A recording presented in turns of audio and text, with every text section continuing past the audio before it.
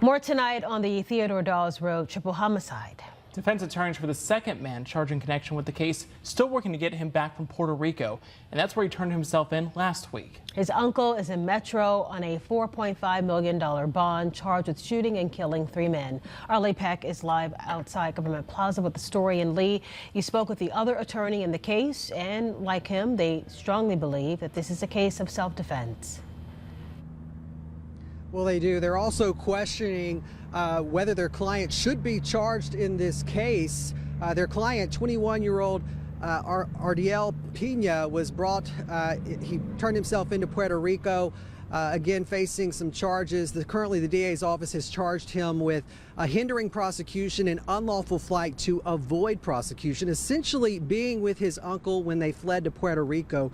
Meanwhile, we have also learned that investigators not only tracked them to Hattiesburg, but also have pictures of them at the airport in Nashville. More than 2 weeks after the Theodore Dawes Road triple homicide, the other side continues to come into focus. My understanding is that the individuals that are deceased were the initial aggressors. I believe that we're going to have some phone records and things like that to support what I'm saying I believe happened.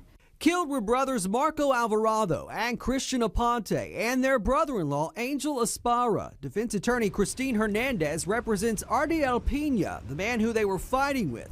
Ardiel allegedly involved with one of their wives, lured under false pretenses by text message. He didn't go looking for trouble, and you know, one thing I can tell you is if you don't like what your spouse is doing, then perhaps you should go talk to a divorce attorney or go talk to someone else.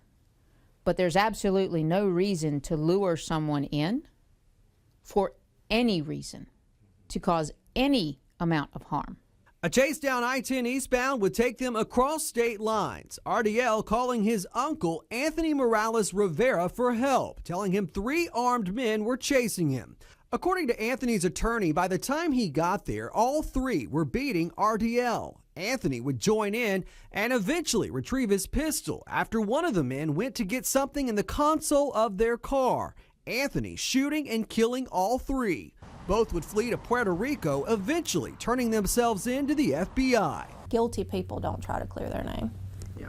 Innocent people do. End of the day, someone was afraid for their life and called for help like any of us would, and unfortunately these were the results. Attorney Shalia Tisdale, also helping defend Ardiel, says their top priority is getting him back from Puerto Rico. Well, obviously we don't have easy access to him. If he were here, we would be able to go to Metro, or we don't want him talking on a jail phone, you know, that kind of stuff. So it makes it difficult. So we're kind of trying to find out what we can here until he gets here. And they say what they have so far is a clear case of self-defense, and hope investigators take into account there's way more to this case. And they've got a lot on them. They're trying to close cases and things like that, and I get that. But in this case, I think there needs to be a little more investigation as far as what actually transpired. And I know that the family from the deceased came out and they contacted the news and said, hey, let's get our story out. You know, and